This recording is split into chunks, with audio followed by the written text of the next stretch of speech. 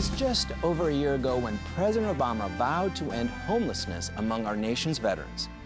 Homeless people don't need keys very much. There's not too much that you gotta unlock. Now, some veterans like Wesley Keel in Des Moines, Iowa, have their own apartments and a steady job.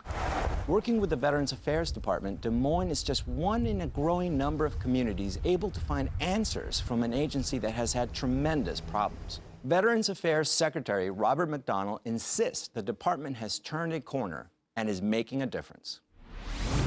There's good news in the sense that veteran homelessness is down 36% since 2010. But having said that, we still have more work to do.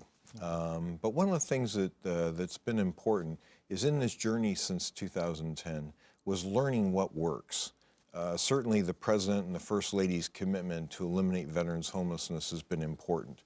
Another thing that's been important is this idea of housing first.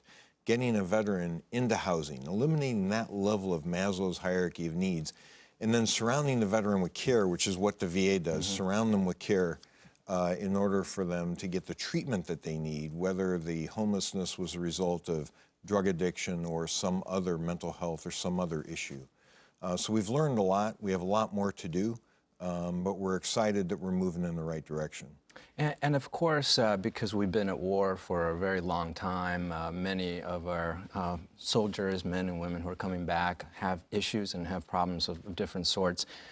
What's the challenge? Is it a funding challenge? Is it a logistical challenge that you face? All of the above? I think you're right, Fernando. In many ways, the challenge is all the above. You know, first of all, how do we get the veterans to identify themselves? And then how do we connect with them and get them into the right treatment facility, or how do we get them what they need?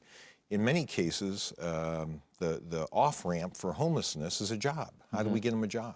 So one of the things we're trying to do is work with the Department of Defense and work further upstream. So in other words, talk to those 250,000 service members who'll be leaving the service in the next year. Talk to them before they leave the service. Get them signed up for their veterans benefits. Talk to them about jobs.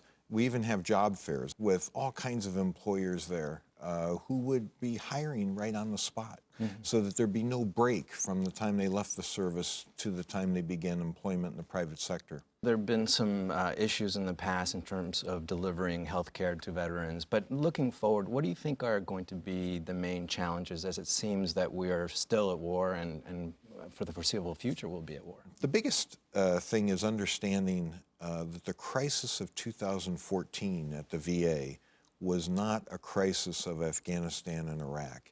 It was a crisis of the aging veteran population. So veterans my age. I'm 62 years old. What you're seeing with the veteran population as people age is many of the conditions they had when they were in service are going to become problematic, chronic, more acute. We've got to get ready today for the veterans of Afghanistan and Iraq as they age.